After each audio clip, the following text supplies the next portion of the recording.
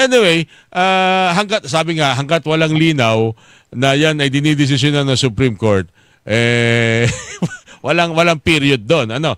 Pero kayo na sabi ko, may desisyon ng Supreme Court dyan mula noong 2004. Yung nga, buti binanggit niyo yun. Dapat hindi na ho pinagtatalunan yan. Klaro yan Na hanggat mahatulan ho ng conviction. Iyon. At sa madaling salita, hanggat hindi nakakapag-desisyon ang isang judge o mga maestrado, hindi pa tapos ang impeachment case.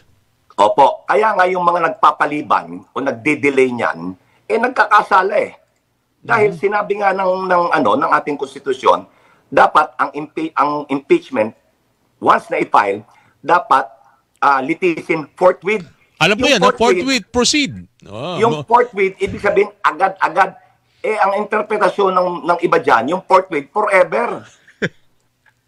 Humahaba And kababagit ko pa lang kanina, pinagpaliban sa June 11, yung submission of art, ano ba tawag niya, attorney? Submission of articles? Presentation of articles.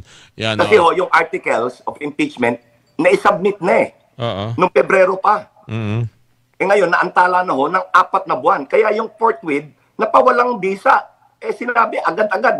Ang naging interpretasyon ng forthwith, hindi agad-agad, kundi forever. Gaya ng nabanggit ko. Alam nyo, buti binanggit niyo yan dahil sa punto ng impeachment, ang alam lang natin, ang naglalaban lang yung prosecution at yung defense. Kung sino man yung ini-impeach na opisyal ng gobyerno. Isa rin para sa nakasalang dito sa mata ng taong bayan, kung papaano tanggapin ito at tuparin tungkulin ng mga judge.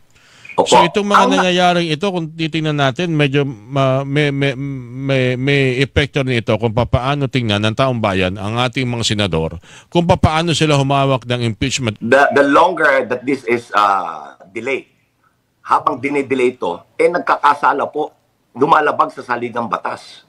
Ngayon, ang nasasakdalo dito, hindi lang ang Vice President. Nasasakdal din dito ang mga hukom na senador at ang institusyon ng Senate. Ngayon, kung gusto natin ng pagbabago, dapat simulan natin sa sarili natin.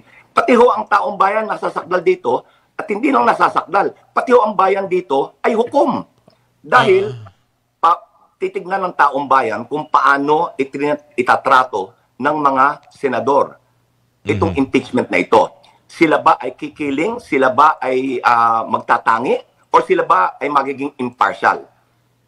So, lahat ho dito ay under trial. Lahat ho tayo nasasakdal dito.